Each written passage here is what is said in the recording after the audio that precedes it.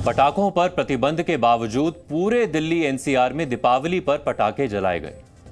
Corona महामारी के बाद ये पहली दीपावली थी जिसमें लोगों ने बिना डरे दिवाली मनाई है। पटाखे जलाना भी इसी का एक हिस्सा माना जा सकता है। दिल्ली एनसीआर में प्रदूषण की वजह से पटाखों पर प्रतिबंध था। माना जा रहा था कि नवंबर महीने के शुरुआत में जो AQI था उसमें अगर पटाखों का धुआं भी शामिल हो गया तो दिल्ली में सांस लेना दूभर हो जाएगा।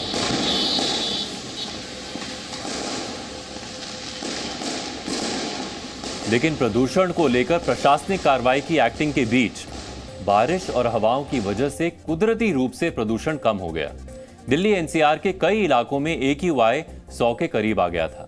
दीपावली के बाद अब एक बार फिर से दिल्ली एनसीआर में AQI 300 के करीब पहुंच गया है, यानी ये फिर से गंभीर की श्रेणी में आ गया है। एयर क्वालिटी इंडेक्स, जिसे AQI कहा जाता है, उसे हवा की गुणवत्ता मापने वाले मीटर से मापा जाता है। 24 घंटे के अंदर हवा गुणवत्ता कैसी रही है, मीटर ये बताता है। अगर AQI 0 से 50 के बीच हो तो इसका मतलब है कि हवा साफ है। अगर AQI 51 से 100 के बीच में हो तो इसे खराब कहा जाता है। AQI 101 से 200 के बीच में हो तो इसे बहुत खराब कहा जाता है। AQI 201 से 300 के बीच में हो तो इसे गंभीर की श्रेणी में डाला जाता है। AQI 301 से 400 के बीच हो तो इसे खतरनाक माना जाता है। वहीं अगर AQI 401-500 हो तो इसे बहुत खतरनाक माना जाता है। यानी AQI 200 से ज्यादा हो तो हवा की गुणवत्ता खराब से खतरनाक होती जाती है। हम ये आपको इसलिए बता रहे हैं क्योंकि हवा की गुणवत्ता को लेकर दिल्ली एनसीआर में पटाखों पर प्रतिबंध लगाया गया था, लेकिन इसके बावजूद पटाखे जलाए गए, जिससे हवा की गुणवत्ता दीपावली के पहले जितनी थी, दिवाली के अगले दिन उसमें अचानक उछाल आ गया है। दिवाली से पहले दिल्ली का AQI 220 था। दिवाली के बाद दिल्ली का AQI 358 हो गया है, यानी इसमें तेजी से उछाल देखा गया और इसकी वजह पटाखों को बताया गया है। हम आपको कुछ इलाकों के AQI बताना चाहते हैं। जैसे गाजियाबाद में दिवाली से पहले AQI 167 था, जो अगले दिन बढ़कर 329 हो गया। नोएडा में दिवाली से पहले AQI 130 था, जो दिवाली के बाद बढ़कर 363 हो गया। इसी तरह से गुरुग्राम में दिवाली से पहले AQI 199 था, जो दिवाली के बाद बढ़कर 370 हो गया। दिवाली के बाद दिल्ली एनसीआर में हवा की गुणवत्ता का हाल खराब था। दिवाली पर जलाए गए पटाखों का धुआं इस प्रदूषण को और ज्यादा खतरनाक बना रही थी। अब हम आपको दिल्ली एनसीआर में दिवाली से पहले और उसके तुरंत बाद आए परिवर्तन पर एक रिपोर्ट दिखाते हैं।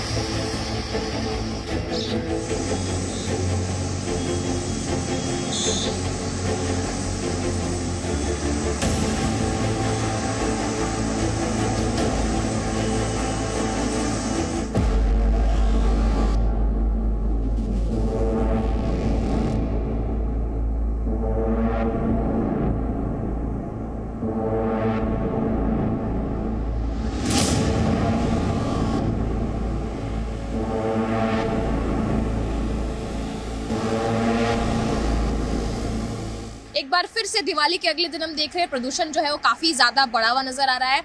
आपको उसी अक्षरधाम से तस्वीरें दिखा रहे हैं जहां से रोज हम लोग रिपोर्ट्स भेज रहे थे। कल ही हमने देखा था कि पूरा अक्षरधाम हमें किस तरीके से साफ दिखाई दे रहा था और धुंध जो है बिल्कुल ही नजर नहीं आ रही थी, लेकिन एक बार फिर से विजिबिलिटी पर प्रदूषण का एक बड़ा असर पड़ता हुआ नजर आ रहा है। चारों तरफ एक बार फिर से दिल्ली को धुंध की मोटी चादर ने ढक रखा है। आने जाने वाले जितने भी वाहन हैं वो फ्लैश लाइट्स और टेल लाइट्स का इस्तेमाल करते हुए नजर आ रहे हैं। वाहनों की रफ्तार में भी कहीं ना कहीं ब्रेक जो है वो लगता हुआ नजर आ रहा है। दिल्ली के अलग अलग इलाकों की अगर हम बात करें तो आपको बताना चाहूंगी ITO में जो अभी का रियल टाइम AQI है वो 500 के आसपास दर्ज किया गया है। जैसे कि हम सब जानते हैं कि पटाखे बैन होने के बाद भी पूरी रात इतने ज़्यादा पटाखे फोड़े गए दिल्ली में, जिससे कि पोल्यूशन आप खुद ही देख रहे हैं कि कितना है। मैं नहीं समझता कि बहुत अच्छी व्यवस्था की गई है दिल्ली सरकार के द्वारा।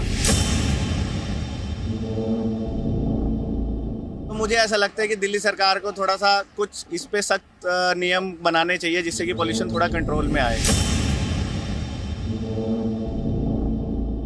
दिल्ली के कई इलाकों में अलग अलग आंकड़ों के अनुसार आज जो AQI है, वायु गुणवत्ता सूचकांक है, वो खराब श्रेणी में पहुंचा है। आज फिर से एक बार दिल्ली को धुंध की चादर ने पूरी तरह ढक लिया है और वायु प्रदूषण की बात करें तो वाकई में विजिबिलिटी जो है वो इस समय यहाँ पर आप देख सकते हैं कि 50 मीटर से ज्यादा की विजिबिलिटी भी नहीं है। कालिंदी कुंज में हम खड़े हुए हैं जहां से जो बिल्डिंग्स है आसपास की वो भी बहुत स्पष्ट नहीं दिखाई दे रही।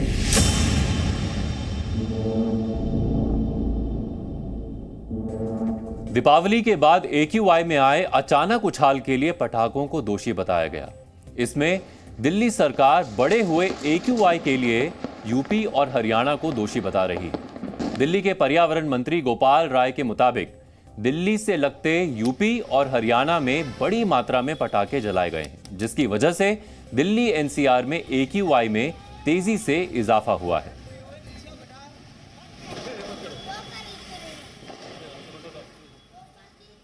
दिल्ली के अंदर कल कई जगह जो पटाखे जले, दिल्ली के अंदर पटाखों के निर्माण पर, भंडारण पर और बिक्री पर बैन था, लेकिन पटाखे जले। वो पटाखे आए कहीं ना कहीं से और यूपी और हरियाणा से आए। उत्तर प्रदेश और हरियाणा के अंदर पटाखों पे अगर सख्ती से प्रतिबंध होता तो वहां भी पटाखे लोगों को नहीं मिलते। और दूसरी तरफ अगर पटाखे चोरी छुपे लाए गए तो ये सामान्य लोगों का काम नहीं है। आम आदमी ये काम नहीं कर सकता। यूपी की पुलिस है, हरियाणा की पुलिस है और दिल्ली की पुलिस है। तीन पुलिस के मॉनिटरिंग के बीच में एक आम आदमी पटाखों का इतने बड़े पैमाने पर दूसरे राज्य से दूसरे राज्य में सप्लाई नहीं कर सकता है। दिल्ली सरकार की माने तो दिल्ली में जलने वाले पटाखे भी यूपी और हरियाणा से आए हैं। यानी वो एक तरह से ये कहना चाह रहे हैं कि वो दिल्ली में पटाखे जलने से नहीं रोक पाए। दरअसल दिल्ली NCR में पटाखे जलाने पर प्रतिबंध है, बावजूद इसके दिल्ली NCR में पटाखे जलाए गए। देखा जाए तो ये सरकारी नाकामी भी है कि प्रतिबंध को लागू नहीं कर पाए। दिल्ली सरकार ने पटाखों को लेकर अपना पल्ला झाड़ लिया है। यही नहीं, आने वाले कुछ दिनों में दिल्ली NCR में अगर प्रदूषण की स्थिति खराब हुई तो उसके लिए भी किसी और को जिम्मेदार बताने की पूरी तैयारी की जा चुकी है। दिल्ली में बड़ा प्रदूषण अरविंद केजरीवाल की असफलता का सीधा सीधा उससे संबंध है। ये AQI पिछले 3 दिन के मुकाबले एकदम बढ़ा क्योंकि प्रभु श्री राम की कृपा थी, दिल्ली में बारिश हुई। लेकिन पिछले 1 महीने से पूरा उत्तर भारत और दिल्ली विशेष रूप से प्रदूषण की आग से झुलस रहा है। लोग हाफ रहे हैं, खांस रहे हैं, जलन महसूस कर रहे हैं। किसने पटाखे चलाए थे? एक पटाखा नहीं जला।